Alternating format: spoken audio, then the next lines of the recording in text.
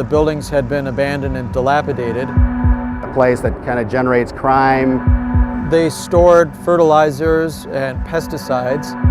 In January of 1979, there was a big fire. In putting out the fire, it washed all the fertilizer and pesticides across the site. There was a major cleanup done in the 80s, yet Department of Agriculture and the PCA said we still had $2 million worth of work to do in order to get this building cleaned up and redeveloped. We're at the former Howe Fertilizer site, which we've redeveloped. All in all, we probably took 5 years to clean this site up, and normally it might take 18 months. There were days when we were quite discouraged.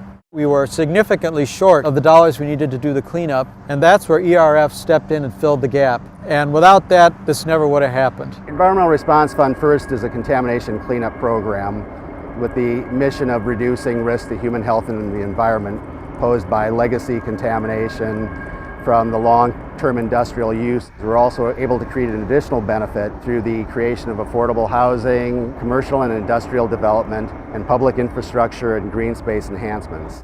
When we first started at the site, it was producing $1,000 in real estate taxes a year. Now, we've got a building that's assessed for millions of dollars. We've got 60 jobs new to the site.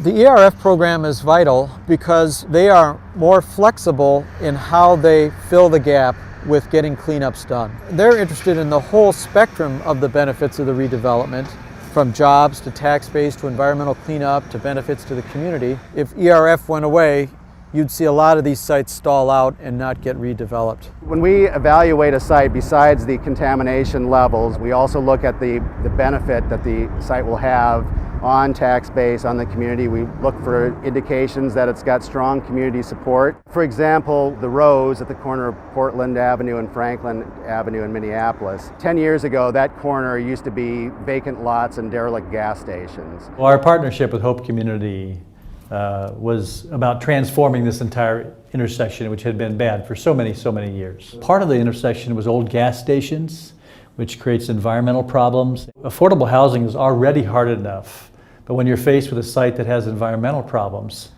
it would make it almost impossible to do something positive. The ERF is critical to our ability to make these kinds of projects happen.